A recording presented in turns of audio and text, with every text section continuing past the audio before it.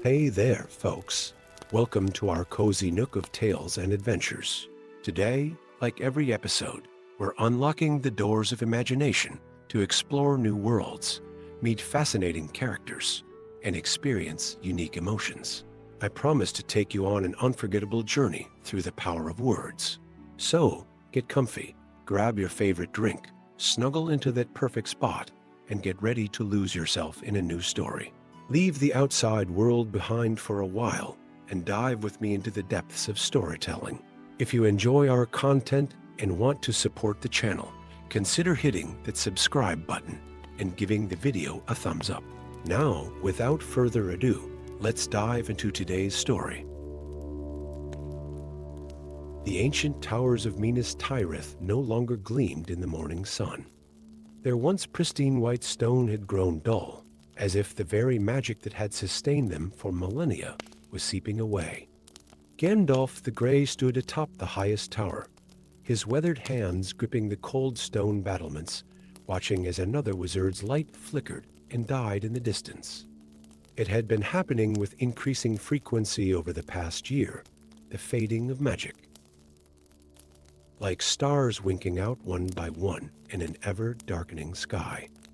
First, the lesser enchantments had begun to fail, protective wards crumbling, healing potions turning to bitter water, communication crystals falling silent. Then the greater magic started to wane. The ancient trees of Fangorn had stopped walking, the elven rings had lost their luster, and now even the most powerful wizards were losing their connection to the arcane forces that had sustained them for centuries. Gandalf's own power remained strong, but he could feel it changing, becoming more volatile and unpredictable. Like trying to hold water with cupped hands, it seemed to slip through his grasp more with each passing day. The realization had come to him gradually, but now it stood stark and undeniable. Magic itself was dying. "You feel it too, don't you?" A voice spoke behind him. Gandalf turned to find Radagast the Brown, looking more haggard than usual, his robes dusty from long travel. The animals speak of it. The birds cry out in confusion as their ancient migration paths fade from memory. The wolves no longer hear the song of the moon. Gandalf nodded gravely. "It is as I feared. The wellspring of magic that feeds our world is running dry. Like a great river whose source has been dammed, can nothing be done?" Radagast asked, though his tone suggested he already knew the answer. "There is." "One way," Gandalf said slowly, his eyes fixed on the horizon where another wizard's light had just vanished. "The ritual of renewal. Ancient magic from before the time of the first wizards. But the price." He fell silent, his grip tightening on his staff. "Tell me," Radagast urged. "It requires a sacrifice. Not of blood or bone, but of something far more precious, the willing surrender of a powerful wizard's entire magical essence." Their very being, Gandalf turned to face his old friend. The sacrifice would restore the wellspring, but the wizard who performs it would cease to exist. Not just their physical form, but their very spirit would be transformed into pure magical energy. The weight of this revelation hung heavy in the air between them. In the distance, a dragon's cry echoed weaker than it once would have been, its magic-laden voice already beginning to fade. Gandalf began his preparations that very night. He knew there was no choice as the last of the truly powerful wizards, only he possessed enough magical essence to complete the ritual. The question that haunted him was not whether to do it, but whether the world truly needed magic anymore. For weeks, he traveled the realms, gathering the necessary artifacts, a shard of the first crystal of Valinor, water from the Well of Dreams, ash from the last Phoenix Pyre, all while being pursued by the Brotherhood of the Natural Order, a group of zealots who believed magic's death was meant to be, that its passing would usher in an age of reason and progress. In the forests of Lothlorien, Now silent, where once songs of power had filled the air, he met Galadriel one last time. The elven queen's own power had dimmed, but her wisdom remained sharp as ever. "You doubt," she said, "not a question, but a statement of fact." "The world changes," Gandalf replied. "Perhaps magic's time has truly passed. Who am I to forestall its natural end?" Galadriel's smile was sad but knowing. "You have walked among mortals longer than any of us, Mithrandir. You have seen their struggles, their triumphs, their need for wonder in their lives. Magic is not merely power, it is the very poetry of existence. Without it, the world becomes prosaic, limited. A bird that has forgotten it can fly." Their conversation was interrupted by an attack from the Brotherhood. Arrows whistled through the fading twilight, and dark figures emerged from the shadows. Even with his powers weakening, Gandalf proved formidable. His staff blazed with light, sending the attackers scattering, but one of them, a young woman with fierce eyes, stood her ground. "You would deny us our destiny," she shouted. "Magic enslaves us to wonder, keeps us from embracing our true potential." "Let it die, wizard." Gandalf lowered his staff, regarding her thoughtfully. "Tell me, child, have you ever seen a newborn's first laugh turn into a fairy? Or watched young lovers' first kiss create butterflies of light? Would you strip such moments from the world?" The woman hesitated, and in that moment of doubt, Gandalf saw the truth of his path forward. The world needed magic not for power, but for possibility, for the chance that ordinary moments could become extraordinary. The ritual site he chose was the ancient stone circle of Amon-Sel, where the first wizards had come into their power. As the moon reached its zenith, Gandalf began the complex incantation, each word burning with power as the artifacts he had gathered began to glow with an inner light. The Brotherhood made their final attempt to stop him, but they were held back by unexpected allies, common folk from all races and realms who had come to witness the ritual. People whose lives had been touched by magic in small but meaningful ways, farmers whose crops had been blessed, children who had been healed, lovers who had been brought together by fate's magical threads. As the ritual reached its crescendo, Gandalf felt his entire being beginning to unravel. His memories, his power, his very essence was transforming into pure magical energy. In his last moments of consciousness, he saw not the great deeds of his long life, but the small magics, fireflies dancing for a laughing child, spring flowers blooming in winter for young lovers, starlight caught in a dewdrop to light an old woman's way home. With his final breath, Gandalf smiled and spoke the last spell. Let there be wonder. The explosion of light could be seen from every corner of Middle-earth. When it faded, Gandalf was gone, but magic remained. It was different now, subtler perhaps, more woven into the fabric of everyday life than before. The great works of power were less common, but in their place came 1,000 small enchantments. Where Gandalf had stood, a single staff remained, sprouting new leaves each spring, reminding all who pass that magic, like hope, can never truly die as long as there are those who believe in the possibility of wonder. And on quiet nights, when the moon is full and the world holds its breath, they say you can still hear his laugh in the wind, see his eyes in the stars, and feel his presence in every small miracle that makes life extraordinary. For though the greatest of wizards had passed from the world, his final gift ensured that magic would endure not as a tool of power, but as a source of endless wonder in a world that would always need a touch of the miraculous. Story 2. The first leaf fell in silence. By the time the second leaf withered and drifted to the ground, Gandalf the Grey was already spurring his white steed, Shadowfax, toward the heart of Fangorn Forest. The ancient trees, once vibrant with magic and life, were dying not the natural death of autumn, but something far more sinister. Their leaves turned to ash before touching the ground, and their bark grew pale as moonlight on snow. Gandalf had sworn an oath to protect these ancient sentinels centuries ago, when the world was younger and magic flowed like rivers through the earth. Now, as he rode beneath their gradually widening canopy, the weight of that oath pressed upon him like a mountain of stone. The very air seemed thick with unspoken words, as if the trees were trying to whisper their pain, but had forgotten how to speak. Deep within the forest's heart, where the oldest of the Ents had once gathered in their slow, deliberate councils, Gandalf found Treebird.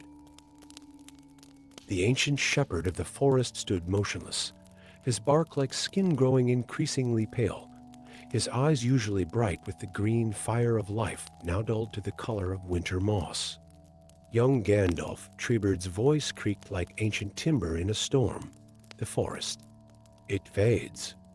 The songs grow quiet. The roots forget their ancient melodies. Gandalf dismounted, his gray robes swirling around him, as he placed a weathered hand against the nearest tree trunk. The sensation that coursed through him was like touching a half-remembered dream. The tree's life force was there, but distant, fading like starlight at dawn. "I fear I know the cause, old friend," Gandalf said, his voice heavy with the weight of ancient memory. "Long ago, before the first men walked these lands, I interrupted a ritual here when they should never have begun, but also should never have been left unfinished. From the shadows between the trees emerged a figure that seemed to shift between woman and forest, her hair a cascade of autumn leaves, her skin dappled like sunlight through branches. So you remember, Grey Wanderer," she spoke, her voice carrying the whisper of wind through leaves. "I have waited centuries for you to return." Gandalf's grip tightened on his staff. "Yavanna's daughter," he acknowledged, bowing his head slightly. "I did what I had to do. The ritual would have bound the forest's magic to a single wielder. It would have enslaved the trees themselves, and now they die free instead," she countered, gesturing to the fading forest around them. "The ritual was meant to create a guardian, not a tyrant. Without it, the forest's magic unravels like an ancient tapestry pulled thread by thread. The truth of her words hung in the air, like morning mist." Gandalf closed his eyes, remembering that distant night when he had burst into a grove of ancient oaks, disrupting the complex magical weave that had been centuries in the making. He had believed he was preventing a great evil, the concentration of too much power in a single vessel. But now, seeing the consequences of his actions, doubt crept into his heart like shadow. "There is still time," Yavanna's daughter said, her form shifting like dappled sunlight. "The ritual can be completed, but it requires 3 elements. The blessing of an Ent freely given, the essence of ancient magic willingly surrendered, and a heart pure enough to bear the forest's power without being corrupted by it." Treebird stirred, his branches creaking. "To save the forest, I would give my blessing, though it may be my final act as guardian." Gandalf stood silent for a long moment, his ancient eyes taking in the dying forest around him. In the distance, he could hear the weakening groans of other Ents, their voices growing fainter with each passing moment. The very air seemed to shimmer with fading magic, like the last embers of a dying fire. "And I," he said at last, "would surrender a portion of my power. But the third element, the pure heart to bear this burden, where would we find such a soul?" As if in answer, a soft glow emerged from the forest shadows. A young woman stepped into the clearing, her simple clothes marked with earth and leaves, but her eyes shining with an inner light that seemed to make the very air around her hum with possibility. Gandalf recognized her immediately, though they had never met. He had watched her from afar, noting how she tended to the forest's wounds, how she spoke to the trees with the reverence of one who understood their ancient wisdom. "I am called Elaun," she said, her voice carrying the strength of young saplings reaching for the sun. "I have lived in these woods since I was a child. They are my home, my family. I would bear any burden to save them." The ritual began as the moon reached its zenith. In the heart of the dying forest, Treebird's blessing rumbled forth like distant thunder, his words in ancient Entish making the very ground tremble. Gandalf channeled his power through his staff, the crystal at its tip glowing with an intensity that turned night to day. And Elaun stood at the center of it all, her arms raised to the canopy above, her heart open to the forest's magic. The power that flowed through the ritual circle was unlike anything Gandalf had ever experienced, not a taming of the forest's magic, but a harmony with it. Elaun's pure heart acted not as a cage for the power, but as a conduit, allowing the ancient magic to flow through her and back into the trees themselves.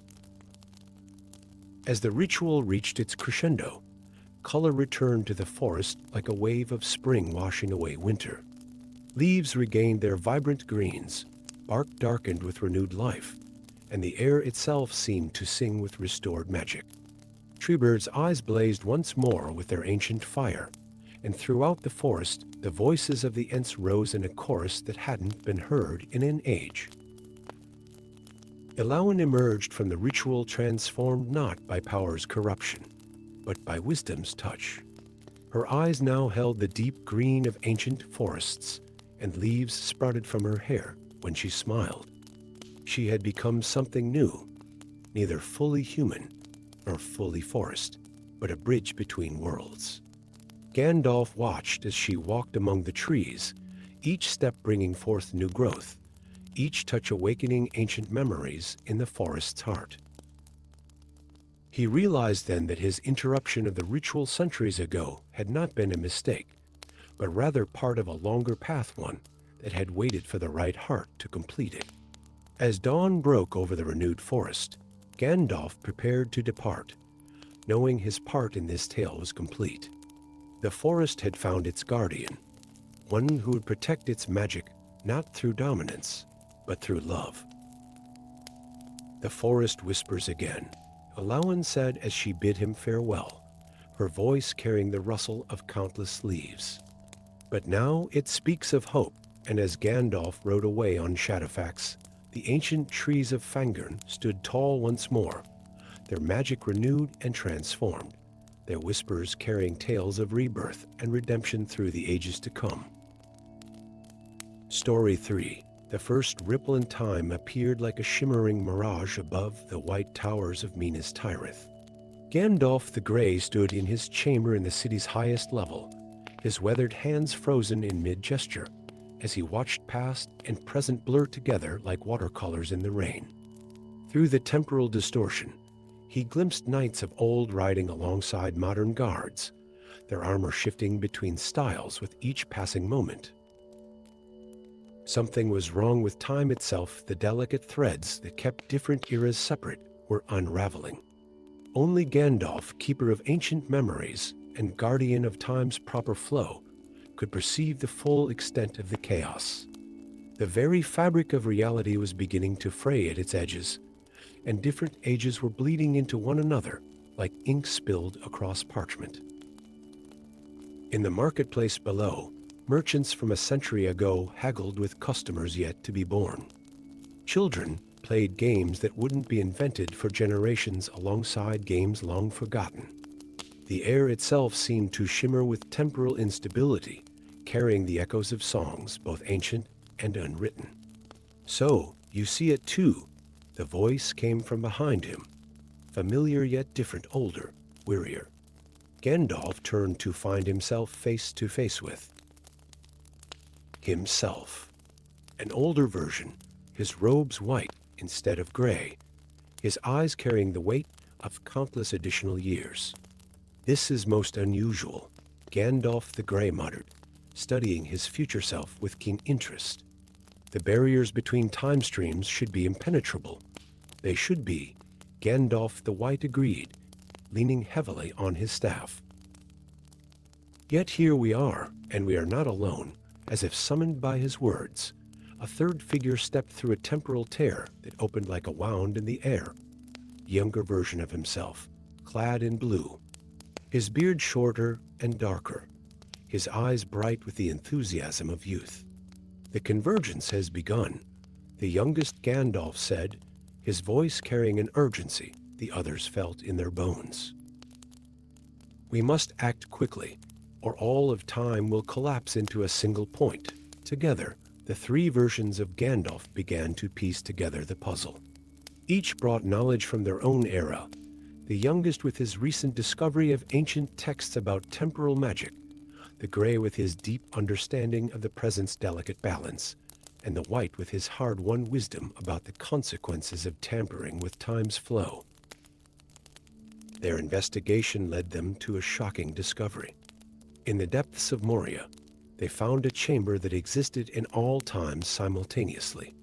Here, carved into walls that shifted between ancient and new with each passing moment, they read the truth, a being known as the Chronolith, an ancient entity that fed on temporal energy, had been awakened from its ageless slumber. I remember this, Gandalf the White said softly, touching the shifting walls. Or rather, I will remember this. The Chronolith was sealed away by the first wizards, bound in a prison of frozen time. But something has weakened its bonds. The question is not what. The youngest Gandalf interjected, his eyes bright with realization, but when. The creature exists in all times at once. If it was weakened at any point in history, then it was weakened at every point. Gandalf the Grey finished, understanding dawning in his eyes. We must repair the temporal bonds, but to do so, we must exist in all times simultaneously, the White completed. A dangerous gambit, even for one wielder of the Flame of Anor. For three versions of the same being to attempt it, the ritual they prepared was unlike any attempted before, or perhaps it had been attempted countless times across the infinite streams of time. The three Gandalfs stood in a triangle, their staffs raised, each channeling the power of their respective eras. The very air crackled with temporal energy as past, present, and future aligned. But the Chronolith would not be bound again without a fight. It manifested as a creature of shifting time, sometimes ancient and terrible, sometimes yet to fully form, its very presence causing reality to buckle and warp around it. It attacked with weapons pulled from every age of Middle-earth, its form constantly shifting between different possibilities of itself. The battle that followed was fought across time itself. The youngest Gandalf wielded spells of binding and containment, his power fresh and dynamic. Gandalf the Grey channeled the stability of the present, creating anchors in time to prevent further deterioration. And Gandalf the White brought to bear the full weight of ages yet to come, his power tempered by wisdom and sacrifice. Together, they wove a new temporal prison, stronger than the first, reinforced by the power of three ages working in concert. The Chronolith raged against its bonds, but the combined might of three Gandalfs proved too strong to resist. With a final surge of power that drew from past, present, and future simultaneously, they sealed the creature once more. As the temporal energies settled, the three Gandalfs found themselves drawn to their proper places in time. But before they separated, they shared a moment of understanding that transcended time itself. We must forget this, Gandalf the White said softly. The knowledge of our meeting could itself damage the time stream. Not forget entirely, the youngest countered, his eyes bright. Perhaps. Remember it as a dream or a story told long ago. Gandalf the Grey nodded, understanding. A memory like smoke on the wind, present but intangible. Enough to guide us when needed, but not enough to change what must be. As the temporal rifts began to close, each Gandalf returned to his proper time. The youngest would go on to study temporal magic with new insight, though he wouldn't understand why for many years. The White would face future challenges with the strength of knowing that time itself could be mended when necessary. And Gandalf the Grey would continue his watch over Middle-earth, carrying within him the mystery of a day when time itself had needed healing. In the years that followed, on nights when the stars seemed to dance with unusual vigor, Gandalf would sometimes feel echoes of the convergence moments when past, present, and future had worked together in perfect harmony. And though the exact memories remained elusive, like trying to catch starlight in cupped hands, he carried with him always the wisdom that time, like magic itself, was not just a force to be used, but a song to be sung in harmony with all its infinite variations. The white towers of Minas Tirith stood unchanged, their ancient stones once again existing firmly in a single time. But in the highest chamber, where three versions of the same wizard had once stood together, the air sometimes shimmered with remembered power, and those sensitive to such things might hear the faint echoes of a temporal symphony, played across the ages by three staffs wielded by one hand. Story 4. The throne room of Minas Arnor lay in shadows, its once gleaming marble floors now dark with spilled wine that looked too much like blood in the fading light. King Elendor, once a beacon of wisdom and justice, sat motionless upon his throne, his eyes glazed with an unnatural darkness. The golden crown upon his head pulsed with a sickly green light, its ancient runes now twisted into symbols of corruption. Gandalf the Grey stood at the threshold, his weathered hands gripping his staff tightly as he watched his old friend succumb to the darkness that had already claimed to other kingdoms. The air itself seemed to thicken with malevolent magic, carrying whispers of ancient curses and forgotten warnings. So, the last witness arrives. Elendor's voice rasped, nothing like the warm tones Gandalf remembered. "Come to see your handiwork, Master of the Forge." The words struck Gandalf like physical blows, for he knew the truth in them. He had helped forge these crowns millennia ago, believing they would bind the kingdoms in harmony. Now that same magic was corrupting the very rulers it was meant to protect. The crown's power was meant for protection, old friend, Gandalf said softly, taking a step forward. Not dominion. A bitter laugh echoed through the chamber. Protection? Is that what you told yourself when you bound ancient magic to mortal metal? When you played with forces beyond even your understanding? The king rose, his movements jerky and unnatural, like a puppet on invisible strings. The crown's green light cast ghastly shadows across his face, aging him decades and moments. Beyond the windows, Gandalf could see the kingdom's transformation gardens withering, towers darkening, people moving through the streets with the same glazed expressions as their king. It had started in the north with Queen Morwen of Foracle. Her crown had turned first, its silver brilliance becoming tarnished with shadow. Then King Aldrich of the Eastern Realms had fallen, his golden crown burning with cold fire. Now Elendor, the last and strongest of the crowned rulers, was succumbing to the darkness. A flash of movement caught Gandalf's eye, a figure slipping through the shadows behind the throne. For a moment, he glimpsed a face both familiar and strange. Princess Eowyn, Elendor's daughter, her eyes clear and determined where all others had succumbed to the shadow. The crowns must be destroyed, she whispered, her voice carrying to Gandalf's ears alone. Before all is lost, but destruction was impossible. Gandalf had ensured that when he forged them.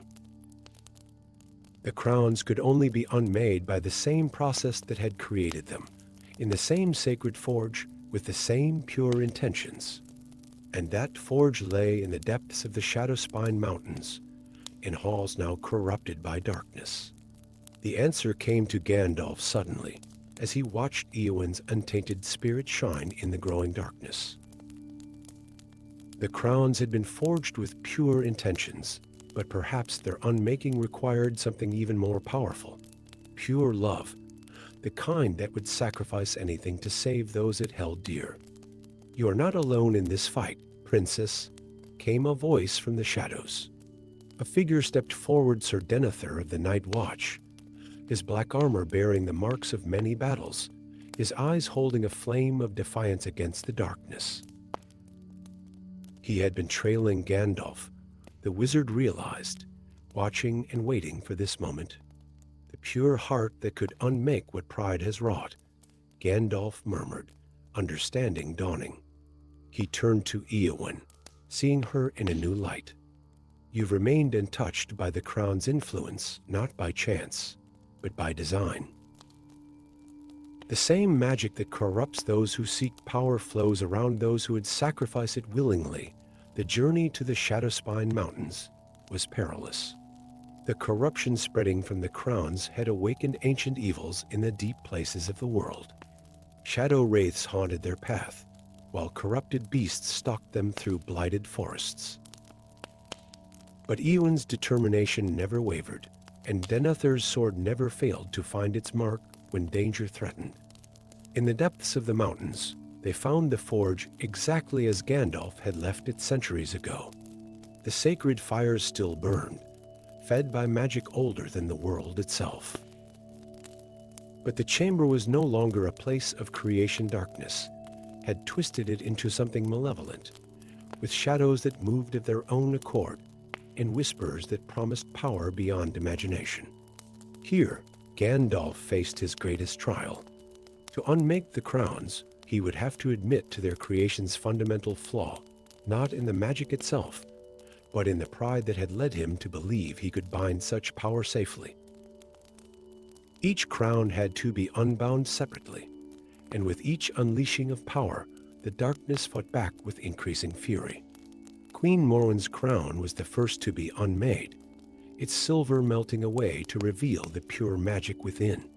The process sent shockwaves through the kingdom, awakening those under its influence to their bondage. King Aldrich's crown followed, its golden surface cracking to release the bound power back to the world. But it was King Elender's crown that proved the most challenging. As Gandalf began the unbinding, the full force of the darkness manifested. The king himself appeared in the forge chamber, his form twisted by shadow, the crown burning with malevolent purpose. "You would undo centuries of power?" the corrupted king raged. "Return us to the weakness of mortality?" It was Eowyn who stepped forward then, her love for her father shining like a beacon in the darkness. "Father," she said softly, reaching for him. True strength lies not in power, but in the wisdom to know when to let it go. Her touch on her father's hand sent ripples through the dark magic. Denethor moved to her side, his unwavering loyalty adding its own power to the moment. And Gandalf, seeing the truth in their united hearts, completed the unbinding with a surge of power that shook the mountain to its foundations. The darkness shattered like glass, taking with it the corruption that had plagued the kingdoms. King Elendar collapsed, caught in his daughter's arms, his eyes clearing for the first time in months. The crowns, those ancient symbols of power and pride, melted away to nothing, leaving behind only the pure magic they had once contained. In the years that followed, the kingdoms would rebuild, not under the rule of magical crowns, but through the wisdom of leaders who understood that true power lay not in artifacts of magic, but in the hearts of those who served their people with love and dedication. And Gandalf. He carried with him a new understanding of magic's true nature, not as a force to be bound and controlled, but as a gift to be respected, and, when necessary, released back to the world that had birthed it. High in his tower in Minas Tirith, he kept a single silver coin, forged from the last drops of metal from the three crowns. Not as a tool of power, but as a reminder that the greatest magic of all lies not in what we can create, but in what we have the wisdom to let go. Story 5. In the ancient realm of Silvermist, where mountains pierced the clouds and valleys glowed with the light of sacred crystals, something was stirring in the deep places of the world. The great crystal spires that had protected the kingdom for millennia were losing their luminescence, their once brilliant light dimming to a weak flicker. Within the weathered halls of the Crystal Library, Gandalf pored over forbidden texts, their pages crackling with age and residual magic. The ancient runes on the manuscripts shifted and rearranged themselves under his touch, revealing secrets that had been hidden since the First Age. What he discovered sent a chill through his aged bones. The crystals were not mere magical artifacts, but physical manifestations of an ancient pact between humans and the primordial dragons. In the library's deepest chamber, a crystalline sphere suddenly pulsed with urgent light. Within its depths, Gandalf saw visions of the kingdom's founding, when the first dragon lords had allied with human mages to create a barrier against the chaos that threatened to consume the world. The dragons had infused their very essence into the crystals, becoming living guardians of the realm. But now that ancient magic was failing, and with it, the last remnants of dragonkind's protection. The corruption spreading through the crystal spires by the unmistakable taint of dark magic someone was deliberately sabotaging the pact. Deep in the Obsidian Mountains, where even the hardiest of creatures feared to venture, lived Fafnir, the last of the great black dragons. Unlike his kin, who had chosen to become one with the crystals, Fafnir had remained in physical form, nursing a millennia-old grudge against both humans and his own kind. Gandalf's journey to Fafnir's lair was treacherous. The very mountains seemed to resist his presence, with razor-sharp winds and treacherous paths that shifted under his feet. Yet he pressed on, guided by the light of his staff and the urgent knowledge that without the dragon's help, Silvermist would fall. He found Fafnir coiled within a vast cavern whose walls were lined with obsidian mirrors, each reflecting a different era of history. The dragon's scales were as black as the deepest night, shot through with veins of silver that pulsed like starlight. "I wondered when one of your kind would come," Fafnir's voice rumbled through the cavern, causing the obsidian mirrors to vibrate. "Have the crystals finally begun to fail?" As Gandalf explained the situation, the ancient dragon's eyes narrowed with recognition. "The corruption you speak of. I have felt it. The Shadowmancers have returned. The truth emerged like darkness taking shape. A secret cult of magic users believed that draining the crystal's power would release an even greater magic, the pure, unbound essence of dragons. They didn't realize that this power, once released, would consume everything in its path. My kin chose to bind themselves to your realm," Fafnir said, his voice heavy with old sorrow. "They became living walls against the chaos, believing humans would honor the sacrifice. But your kind forgot. You began to see the crystals as tools, as weapons to be used, even as they spoke." Gandalf sensed a disturbance. The Shadowmancers had begun their final ritual. In the heart of the Crystal Citadel, dark-robed figures chanted ancient words of unbinding, their corrupt magic seeping into the very foundation of the crystal network. Fafnir's decision to help came with a price. "I will teach you the ritual to renew the pact," the dragon declared, "but it must be different this time. No more shall dragons be bound as mere guardians. We must become true partners in the protection of this realm." Together, they raced against time, flying through storm-racked skies toward the Crystal Citadel. Fafnir's massive wings carved through clouds while Gandalf clung to the dragon's obsidian scales, his staff glowing with protective magic against the buffeting winds. They arrived to find the citadel in chaos. The Shadowmancer's ritual had awakened something in the depths, the formless chaos that the original pact had been created to contain. It seeped through cracks in reality, corrupting everything it touched. The battle that followed was fought on both physical and magical planes. While Gandalf confronted the Shadowmancers, Fafnir engaged the chaos itself, his dragon fire burning away the corruption wherever it manifested. The dragon's presence awakened echoes of his kin within the crystals, their long-dormant consciousness stirring with renewed purpose. In the ritual chamber, surrounded by the wavering light of failing crystals, Gandalf began the ceremony of renewal. But unlike the original pact, this one would be founded on partnership rather than sacrifice. Fafnir's voice joined with his, dragon song harmonizing with human magic in ways not heard since the world was young. The Shadowmancers, realizing too late the true consequences of their actions, tried to flee, but were caught between dragon fire and awakened crystal magic. The chaos they had unleashed recoiled before the combined power of dragon and wizard, driven back into the void from whence it came.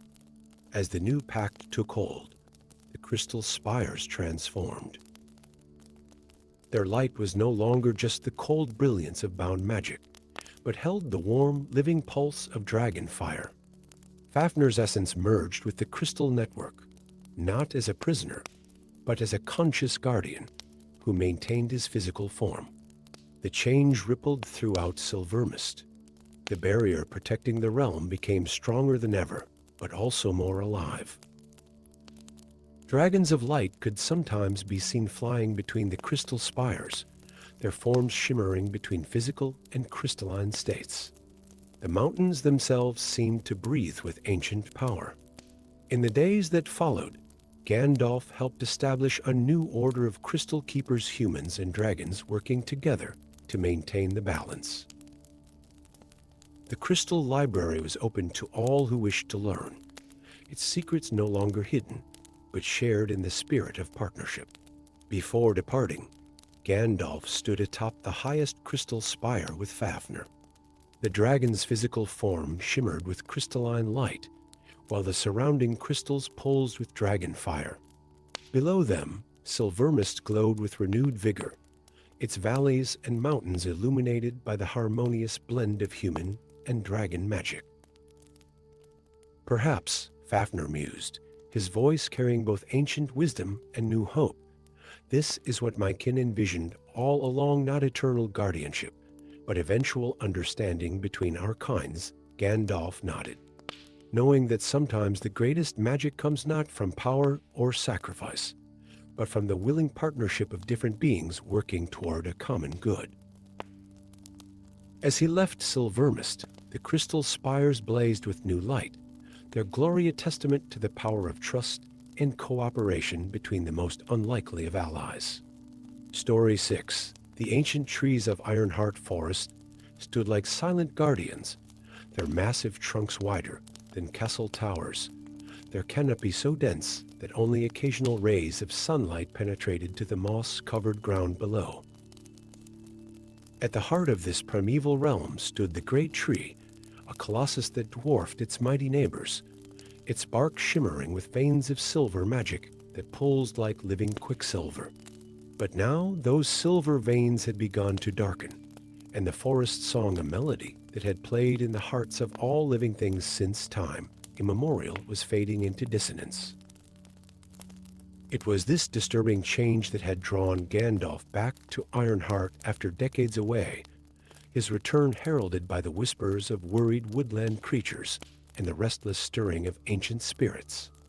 The elven settlement of Silverleaf welcomed him with urgent hospitality, its graceful structures woven into the living branches of the canopy now creaking with unusual strain. Elder Moonweaver, leader of the Sylvan Elves, greeted him in the council bower, where the oldest of the tree singers gathered. "The great tree sickens," Moonweaver said, her ancient face lined with worry. "Our songs no longer reach its heart, and the darkness spreads deeper with each passing day." Gandalf spent days examining the great tree, his staff glowing softly as he traced the patterns of magic that flowed through its silver veins. The corruption was unlike anything he had seen before, not a natural decay, but something more sinister. It was then that he first heard the whispers echoing from the shadow caves. deep beneath the forest's roots. In the depths of those caverns, he discovered Durin, an exiled dwarf whose once proud beard was now streaked with gray. The dwarf's eyes held a haunted look that spoke of terrible secrets. "We delved too deep," Durin confessed, his voice rough with regret. "My people found something in the dark, something that should have remained sleeping. The truth emerged like poison from a wound. The dwarven miners had inadvertently awakened an ancient entity known as the Shadowroot, a being that had been imprisoned beneath the great tree since the First Age. This creature fed on magical essence, slowly draining the life force from the forest above. But there was more. The White Council, guardians of natural magic, had known of the Shadowroot's awakening. Instead of confronting the threat, they had chosen a path of containment, slowly sacrificing the forest to keep the entity trapped in its underground prison. They believe the forest's death is a necessary price, Durin explained. Better to lose one forest, no matter how ancient, than risk the Shadowroot spreading to other lands. Gandalf's investigation revealed an even darker truth. The great tree wasn't just the heart of the forest, it was a living seal, created by the first elves to imprison the Shadowroot. As the tree weakened, the seal was breaking, and the entity's influence was already seeping into the dreams of those who dwelt nearby.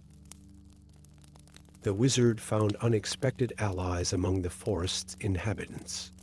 The tree shepherds, ancient beings as old as the forest itself, emerged from their long solitude to join his cause. A young elf named Silvereel, gifted with unusually strong tree song magic, offered her aid despite the council's disapproval. Together, they discovered that the great tree's silver veins were part of a vast network that connected every living thing in the forest. The Shadowroot was corrupting this network, turning the forest's own magic against itself. But perhaps that same network could be used to fight back. Gandalf formulated a desperate plan. The traditional songs of the elves alone weren't strong enough to reach the great tree's heart, but combined with dwarven earth magic and his own powers, they might be able to purify the silver veins and strengthen the ancient seal. The ritual would be dangerous. It would require Durin to return to the deep caves, using dwarven resonance magic to stabilize the underground chambers. Silvereel and the remaining tree singers would need to harmonize their songs perfectly, while the tree shepherds acted as living conduits for the forest's power. The White Council, learning of Gandalf's intervention, sent their agents to stop him. They believed his plan would only weaken the containment, allowing the Shadowroot to escape, but they had underestimated the forest's own will to survive. As Gandalf began the ritual, the Shadowroot sensed the threat and lashed out. Shadows writhed through the silver veins, threatening to overwhelm the tree singers. Deep below, Durin and his few loyal followers fought to maintain the resonance chambers against waves of dark magic. In that moment of crisis, something remarkable happened. The forest itself seemed to wake up. The oldest trees, dormant for centuries, began to hum with power. Animals of all kinds gathered around the ritual site, their combined life force adding to the symphony of magic. Silvereel's voice rose above the chaos, her tree song carrying the combined will of all forest life. The silver veins began to pulse with renewed light, pushing back the corruption. Gandalf channeled this power through his staff, focusing it into a purifying force that struck at the heart of the Shadowroot's prison. The entity fought back with all its ancient malice, but it faced something it couldn't: corrupt the pure, unified will of an entire forest determined to survive. The great tree's trunk blazed with silver light as the seal was not just restored, but transformed. Instead of merely imprisoning the Shadowroot, the new seal began to purify it. The entity's dark essence was gradually converted into life energy, feeding back into the forest through the silver veins. What had been a prison became a source of renewal. In the aftermath, the forest bloomed as never before. The great tree's silver veins pulsed with stronger, clearer light. The White Council, witnessing the forest's renewal, had to acknowledge that sometimes healing was better than containment. Durin and his people were welcomed back to the forest, this time as allies rather than exiles. The dwarves' earth magic proved vital in maintaining the new seal, working in harmony with Elven Tree's song. Silvereel became the first of a new order of guardians, combining the musical traditions of her people with a deeper understanding of the forest's living magic. Before departing, Gandalf stood before the great tree one last time. Its silver veins now pulsed with a steady, healthy rhythm, and the forest's song had returned, richer and more complex than before. He reflected that sometimes the greatest victories come not from destroying darkness, but from finding ways to transform it into light. The Ironheart forest had changed, becoming a place where ancient magics blended in new ways, and where the boundaries between different peoples and traditions began to fade like morning mist. The tree singers still sang their songs, but now they were accompanied by dwarven harmonies from below and the deeper music of the forest itself, all combining in an endless symphony of life and renewal. Story 7, High Above the World, where clouds parted before gleaming spires of alabaster and gold, the floating city of Celesta hung like a jewel suspended in the embrace of the sky. Its magnificent towers and ethereal bridges were held aloft by ancient levitation stones, artifacts that pulsed with a soft blue light, visible even in the brightest daylight. But now that light was failing, and with it, the magic that had kept Celesta among the stars for over 1,000 years. Gandalf arrived as the third district began to tilt, its foundations slowly sinking toward the distant earth below. His arrival caused a stir among the citizens, their whispers following him as he made his way through the grand promenade, where fountains sprayed water in elegant arcs that defied gravity's pull. The levitation stones are not merely failing, he announced to the Council of Aeromancers, who had gathered in their chamber of floating seats and wind-borne curtains. They are awakening. Among the council members sat Aurora, a young acolyte whose silver hair seemed to catch starlight even in the darkest shadows. As Gandalf spoke, her eyes widened with recognition, though she said nothing. The ancient wizard had noticed her immediately. There was something about her that reminded him of old tales and older magic. The truth began to unfold as Gandalf investigated the anchor chambers, where the largest of the levitation stones pulsed with failing light. Ancient inscriptions on the walls, previously dismissed as decorative, began to glow in response to Aurora's presence. The young acolyte translated them with an ease that surprised even herself, speaking of the stubborn celestial beings who once walked among mortals, sharing their knowledge and power. The levitation stones, Aurora read, her voice trembling with revelation. They're not stones at all.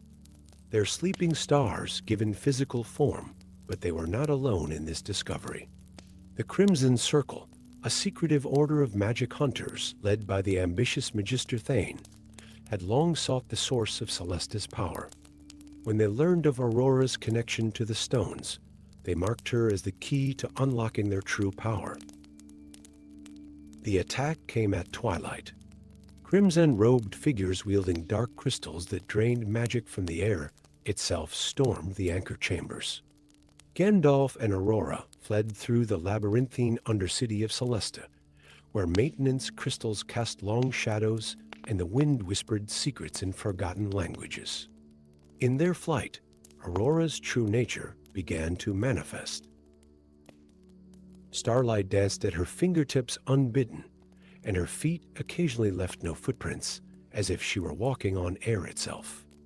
Gandalf recognized the signs she was no ordinary orphan, but the last descendant of the Starburn themselves. Your ancestors didn't simply give us the levitation stones. Gandalf explained as they took refuge in an ancient observatory. They became the stones, sacrificing their celestial form to protect humanity from something they feared would follow them from the heavens. Through ancient texts and half-remembered prophecies, they learned the full truth. The Starburn had fled from the Void Hunters, beings of pure darkness that devoured stars. They had hidden among humanity, eventually taking physical form and transforming themselves into the levitation stones to maintain a protective barrier around the world. But now, after a millennium of slumber, the stars were awakening. The barrier was weakening, and the Void Hunters had finally found them. The Crimson Circle, in their ignorance, believed that sacrificing Aurora would grant them the power of the stars. In truth, they were only hastening the arrival of the ancient enemy. As Magister Thane's followers performed dark rituals to drain the levitation stones, the sky above Celesta began to darken unnaturally. Gandalf and Aurora raced to the highest point in Celesta, the astral spire, where the first and greatest of the levitation stones hung suspended in a chamber of crystal and starlight. Here, Aurora would have to make a choice that would determine not just the fate of Celesta, but of all the world below. You can awaken your heritage, Gandalf told her as shadows gathered in the sky above, but doing so will also fully awaken the stones. Your ancestors will be freed from their long vigil, but their protective barrier will fall. The decision was taken from them as the Void Hunters began to manifest great tears in the fabric of reality through which eyes of absolute darkness peered hungrily at the world. The Crimson Circle's rituals had weakened the barrier enough for them to begin breaking through. In that moment of crisis, Aurora understood what her ancestors had done and what she must now do. With Gandalf's guidance, she reached out to the awakening stars, not to draw upon their power, but to join with it. One by one, the levitation stones throughout Celesta began to pulse with renewed light, responding to the call of Starburn blood. The transformation was beautiful and terrible to behold. Aurora's form began to shine with inner light, her humanity falling away like a veil as she embraced her celestial heritage. But unlike her ancestors, she did not flee from the Void Hunters, nor did she hide away in crystalline sleep. Instead, she became a bridge between stars and earth, between past and present. Through her, the awakened stars could maintain their protective barrier while still remaining part of the world they had chosen to protect. Celesta shuddered, then stabilized, held aloft now not by imprisoned stars, but by the willing partnership of celestial and terrestrial magic. The Void Hunters recoiled from the renewed barrier, their half-formed manifestations dissolving back into the darkness between stars. The Crimson Circle's power broke with their dark rituals disrupted, their members scattered to the winds. In the days that followed, Celesta was transformed. The levitation stones no longer pulsed with imprisoned light, but sang with freely given power. Aurora, neither fully human nor fully celestial, became a guardian of both realms, teaching others to understand and respect the ancient pact between stars and earth. Gandalf remained for a time, helping to establish new traditions and safeguards. The Aeromancer's council was reformed, now guided by the understanding that their city's flight was not a right to be taken for granted, but a gift to be honored and protected. Before departing, Gandalf stood with Aurora on a balcony overlooking the sunset. Below them, Celesta floated serenely, its spires now glowing with a warm, living light. Above, the first stars of evening were appearing, no longer distant and cold, but twinkling with familiar warmth. The stars were never meant to be servants or sources of power, Aurora said, her eyes reflecting the light of her ancestors. They were meant to be friends. Gandalf nodded, knowing that sometimes the greatest magic comes not from commanding great powers, but from learning to live in harmony with them. As night fell over Celesta, the city of stars continued its eternal flight through the heavens, no longer floating in exile from the sky, but dancing in partnership with it. Story 8. The floating islands of the shattered realm drifted like great ships in an endless sea of clouds, their edges trailing wisps of ancient magic that kept them aloft. On the Isle of Storm's Rest, Gandalf stood at the edge of a cliff, his gray robes billowing in the wind, as he studied an age-worn scroll by the light of his crystal staff. The parchment's markings shifted and changed before his eyes, revealing hidden patterns that spoke of a power that could heal the sundered world. The Scepter of Unity, an artifact of legend that had been broken centuries ago during the Mage Wars, when the continent was torn apart by battling wizards whose powers had grown too great to contain. Now, its 3 fragments were scattered across the floating islands, each guarded by a different clan of spellcasters who had long since forgotten the true purpose of their sacred charge. A sudden gust of wind brought with it a young man who seemed to step out of the air itself. Zephyr, a wind mage barely into his 3rd decade, landed gracefully beside the ancient wizard. His clothes were woven from cloud silk, and his eyes held the ever-changing colors of the sky. The Aeromancer's council has rejected your request, Master Gandalf, Zephyr reported, his face troubled. They believe reuniting the scepter would upset the balance of power among the clans. Gandalf's bushy eyebrows furrowed as he rolled up the scroll. They fear change, as all do who have grown comfortable with broken things. He turned to the young mage. But you came back, despite their prohibition. Zephyr nodded, determination clear in his stance. The world wasn't meant to be scattered like this. I've seen the signs you spoke of, the weakening of magic, the growing instability of the floating isles. We need to act together. They began their quest across the shattered realm. Zephyr's ability to create bridges of solid air between the islands proved invaluable, though each crossing was a test of courage as they walked on nothing but compressed wind high above the clouds. Their first destination was the crystal citadel of the Luminary clan, where the scepter's crown was kept. The spire of pure crystal rose like a frozen waterfall, its facets reflecting sunlight in dazzling patterns. Here, they found an unexpected ally in Lady Celeste, an elderly luminary who remembered the old stories about the scepter's true purpose. The breaking of the world was never meant to be permanent, she told them in her chambers, where constellation patterns danced across the ceiling. It was a desperate measure, taken to prevent something far worse. With her help, they managed to retrieve the crown piece, though not without facing the Citadel's crystal guardians, constructs of living crystal that tried to trap them in prismatic cages of light. The second fragment lay in the obsidian fortress of the Shadow Clan, floating in perpetual darkness on an island of black rock. Here, Gandalf's wisdom was tested as much as his power. The Shadow Lords demanded he face their trials of truth illusions, designed to force confrontation with one's deepest fears and regrets. In those dark chambers, Gandalf faced visions of all the times his actions, though well-intended, had led to suffering. Yet it was his acceptance of these burdens, rather than denial, that proved his worthiness to the Shadow Lords. The third piece, the scepter's shaft, was held by the Storm Riders in their perpetually moving city of brass and lightning. It was here that they encountered their greatest challenge, for the Storm Riders were led by Tempest, a powerful weather mage who had seen visions of his own about the scepter's reunification. I know why the scepter was broken, Tempest declared from his throne of crackling energy.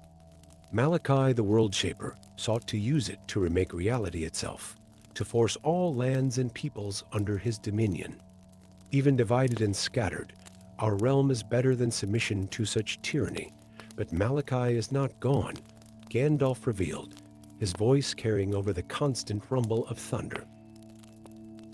He sleeps, preserved by ancient magic, waiting for the realm to weaken enough that he may return and claim it piece by piece.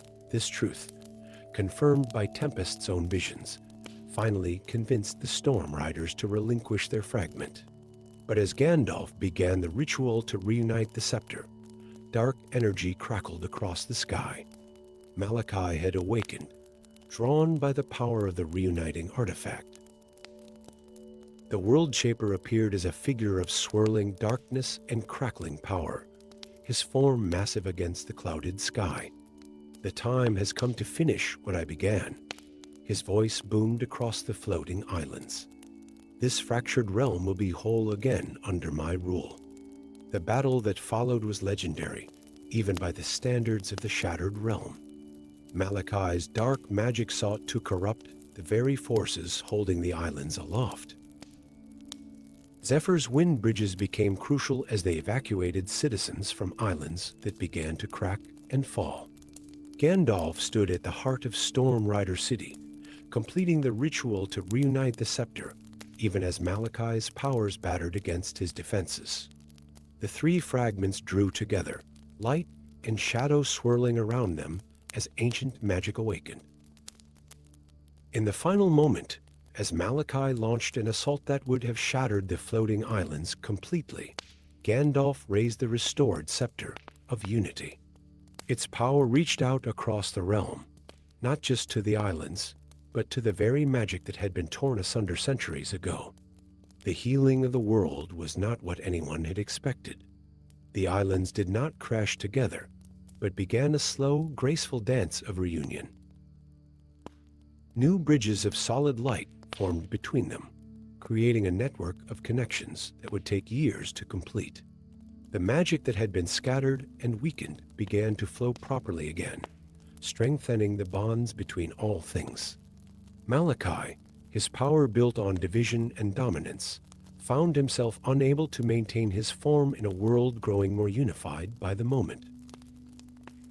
His darkness scattered like smoke in the wind, though Gandalf warned that such evil rarely disappears forever. In the days that followed, the people of the Shattered Realm began the long process of learning to live as one again. The great clans, seeing how their powers were stronger together than apart, started to forge new alliances. Zephyr became the first of a new order of bridge builders, both literal and diplomatic, helping to connect the long-separated peoples. Gandalf remained for a time, helping to establish new councils and guidelines for the use of magic in this reunifying world. The scepter itself was enshrined in a new temple at the heart of the realm, not as a weapon or tool of power, but as a reminder that some things are meant to be whole. Standing at the same cliff where his quest had begun, Gandalf watched the sunset paint the clouds in brilliant colors. The floating islands still danced their slow pattern of reunion, and between them, bridges of light and air carried people back and forth, reweaving the connections that had been broken so long ago. In the end, he reflected, true unity cannot be forced, it must be built, slowly and willingly, one bridge at a time. Story 9. In the Twilight Lands, where perpetual dusk painted the sky in eternal shades of amber and violet, Gandalf stood atop the crystal spire, his weathered hands gripping his staff as he observed the unsettling sight before him. Time itself seemed to waver, like ripples in a pond, as moments stretched and compressed in impossible ways. In one corner of the vast landscape, autumn leaves fell upward, returning to their branches, while in another, a waterfall flowed sideways, defying the very laws of nature. The ancient wizard had seen many wonders and horrors in his long life, but nothing quite like this. The fabric of reality was unraveling, and at the heart of it all stood the legendary Twilight Clock, its massive gears visible even from miles away, rising from the chronospire like the skeleton of some ancient mechanical beast. As Gandalf descended the crystal stairs, each step chiming softly beneath his feet, he was greeted by Raven, one of the few remaining Twilight guards. The young warrior's armor, forged from shadow steel and sunfire gold, reflected both light and darkness in equal measure. The distortions grow worse, Master Gandalf, Raven reported, his voice tight with concern. Yesterday was tomorrow for some of our citizens, and 3 children aged backward during their sleep. Gandalf nodded gravely, his eyes fixed on the distant clock tower. The balance between light and shadow weakens. We must gather what remains of the Twilight Order. Their journey took them through the shifting markets of Duskhaven, where merchants sold bottled starlight and shadow essences. Here, the time distortions were particularly severe. Some stalls aged decades in moments, their woods turning to dust, while others reversed 2 saplings before their eyes. The citizens had learned to navigate these anomalies, stepping carefully around patches of accelerated time and reverse flowing moments. In the quieter corners of the market, Gandalf found the first of the Order's scattered members. Sister Dawn was tending to a garden of timeless flowers, blooms that existed in all seasons simultaneously. Her white robes seemed to capture and release light with each movement. The twilight clock's mechanism has been corrupted, she told them, her fingers weaving patterns in the air that steadied the time flow around them. Someone has introduced chaos into its eternal rhythm. The next member they found was Shadow Walker, a master of umbermancy who could step through darkness itself. They discovered him in the Obsidian Library, where he maintained ancient tomes that wrote themselves in endless loops of creation and destruction. But it was their encounter with Umbra that changed everything. They found the mysterious sorceress in the chambers of eternal twilight, where she stood before a mirror that showed not reflections but possibilities. Her silver hair danced with threads of both light and shadow, and her eyes held secrets older than the realm itself. "I've been waiting for you, Gandalf," she said, turning from the mirror. The Weaver of Chaos makes his final move, and with it, our realm faces its greatest threat. Umbra revealed the truth she had long protected. The Weaver was no mere entity, but Gandalf himself, or rather, a version of him from another timeline. This alternate Gandalf had become trapped in the void between realities, where time had no meaning. Centuries of isolation had twisted his wisdom into madness, his desire to protect into a need to control. He believes that by collapsing all timelines into one, he can prevent every tragedy, every loss, Umbra explained. But such power was never meant for any being to wield. Together, they formed a plan. The Twilight Order would need to reach the heart of the Chronospire, where the great clock's mechanism dwelled. But the tower had become a maze of fractured time, where each corridor could lead to different moments in history. Their journey through the Chronospire was perilous. They witnessed echoes of the realm's founding, glimpsed possible futures where darkness reigned eternal, and fought through temporal storms that threatened to age them to dust or revert them to infancy.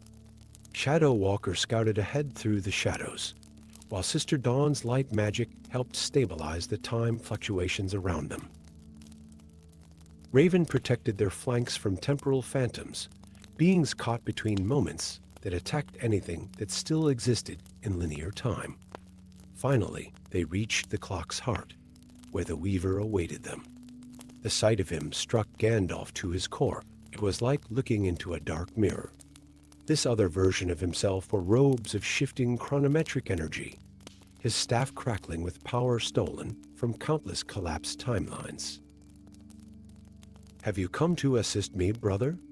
the Weaver asked, his voice echoing with the weight of countless years. "Or to stop what must be done?"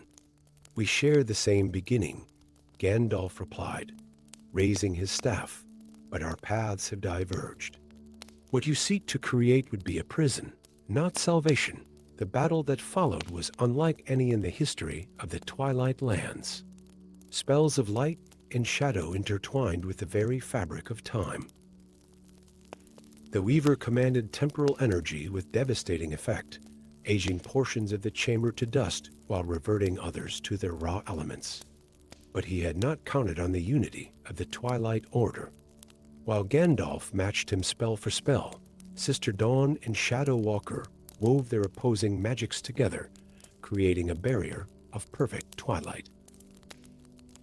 Umbra, revealing the full extent of her power, used the temporal energy around them to show the Weaver the true consequence of his actions, the pain and suffering that would come from destroying the natural flow of time. In the end, it was not force that won the day, but understanding. Gandalf reached out to his counterpart not with his staff, but with his wisdom. "The power to change the past is seductive," he said, "but it is in accepting our losses that we find the strength to create a better future." For a moment, the Weaver hesitated. Seeing in Gandalf's eyes the truth he had forgotten during his long exile, that wisdom comes not from controlling fate, but from accepting its flow while working to guide it toward the light. The temporal energy the Weaver had gathered began to fade, and with it, the distortions throughout the realm started to stabilize. The Twilight Clock's mechanisms, freed from corruption, resumed their eternal dance of balance between light and shadow. As the last of the time distortions faded, the Weaver himself began to disappear, returning to his own timeline. But before he vanished completely, he looked at Gandalf with eyes that held both sadness and acceptance.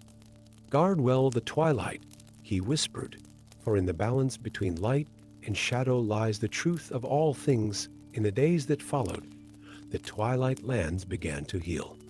The Twilight Order, renewed in purpose, worked to restore the damaged portions of reality. Gandalf remained for a time, helping to establish new wards and protections around the Chronospire. Standing once again atop the crystal spire, Gandalf watched the eternal dusk paint the sky in its familiar hues of amber and violet.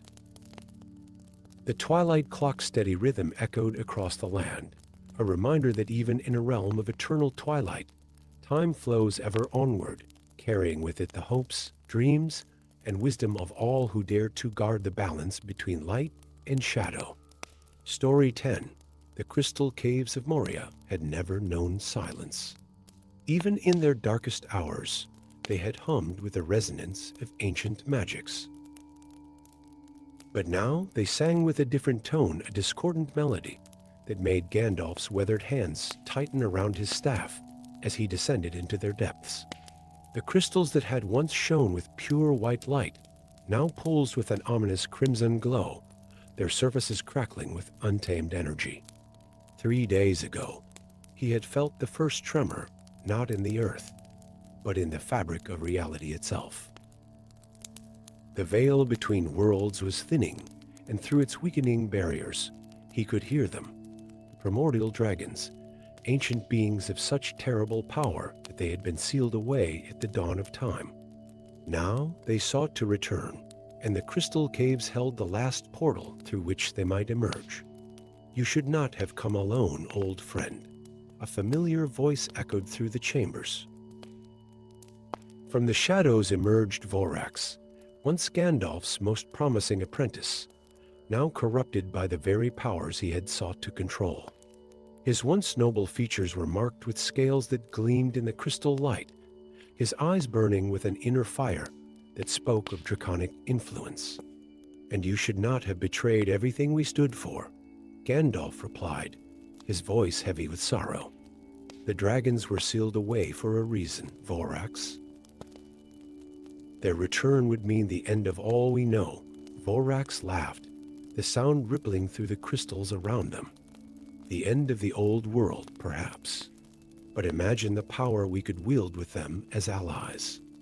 You taught me to seek knowledge, Gandalf. Is this not the ultimate knowledge?" "I taught you to seek wisdom," Gandalf corrected, taking a step forward. "There is a difference." The chamber trembled, and in the crystalline walls, shadows of massive wings and ancient scales flickered like memories trying to become real. The portal was weakening, its ancient bindings straining against forces that should have remained forgotten. A flash of movement caught Gandalf's eye, something small and quick darting between the crystals. For a moment, he glimpsed scales of purest silver, and eyes that held intelligence rather than malice. Etherwing, the last of the young dragons, born after the Great Sealing. She had been tracking Vorax, Gandalf realized, waiting for this moment. "The old bindings are failing," Vorax declared, raising his hands toward the largest crystal formation. "The primordials stir in their prison. Can you not feel their power calling?"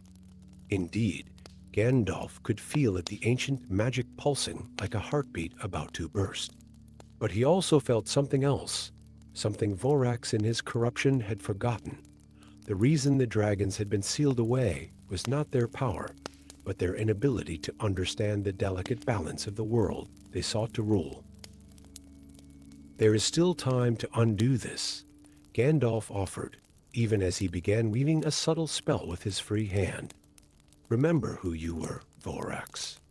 Remember why we sought to protect this world, not dominate it."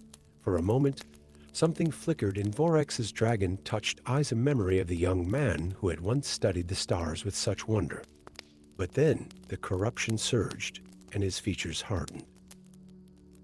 "The time for protection is over," he snarled, and with a gesture, sent a wave of corrupted crystal shards hurtling toward his former master. Gandalf's shield spell flared just in time, sending the crystals scattering. But Vorax had already turned to the portal, beginning an incantation in a language that should have been forgotten. The very air seemed to crack with power, and through those cracks, enormous shadows began to stir. That's when Etherwing made her move. The young dragon launched herself from her hiding place, her silver scales blazing with pure light.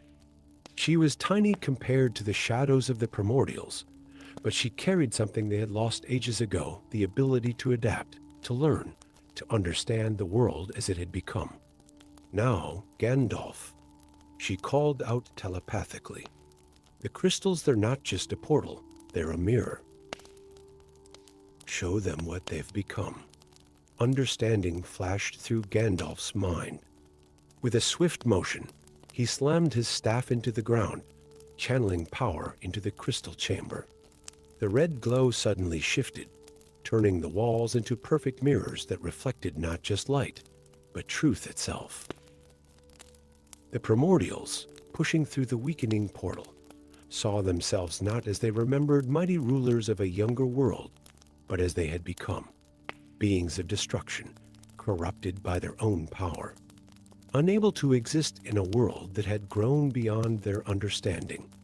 Vorax saw it too, saw his own reflection, the scales spreading across his skin, the humanity slipping away with each grasp for power. His eyes widened with horror as he finally understood what his pursuit of power had cost him. "What have I become?" he whispered, his voice breaking. Gandalf and Etherwing moved as one. The wizard channeled his power through his staff while the young dragon breathed pure silver flame. Together, they wove a new kind of sealing, not a prison this time, but a transformation. The portal began to collapse, drawing the primordials back, but also pulling in the corrupted power that had tainted Vorax. "Master!" Vorax cried out, reaching for Gandalf as the corruption began to leave him. "I'm sorry." Gandalf caught his former student's hand, anchoring him to the present as the ancient magic swirled around them. The portal sealed itself with a sound like thunder, the crystals returning to their pure white glow. Vorax collapsed, human once more, his scales gone, but his understanding forever changed. In the days that followed, as Vorax began his long journey of redemption, Gandalf and Etherwing worked together to strengthen the barriers between worlds. The young dragon proved that her kind could evolve, could learn to live in harmony with the world, rather than seeking to dominate it. High in the mountains, in a new chamber of crystals, Gandalf created a different kind of portal, not a doorway, but a window through which the wisdom of ages could be glimpsed. And sometimes when the light hit the crystals just right, one might catch a glimpse of silver scales and ancient wings, not as harbingers of destruction, but as reminders of how power must be balanced with wisdom and strength with understanding.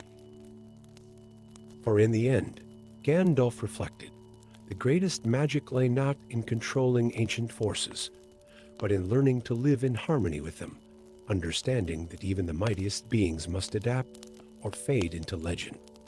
And in the heart of the crystal caves, where once darkness had nearly triumphed, now shone a light of hope for all who sought to learn from the past rather than be consumed by it.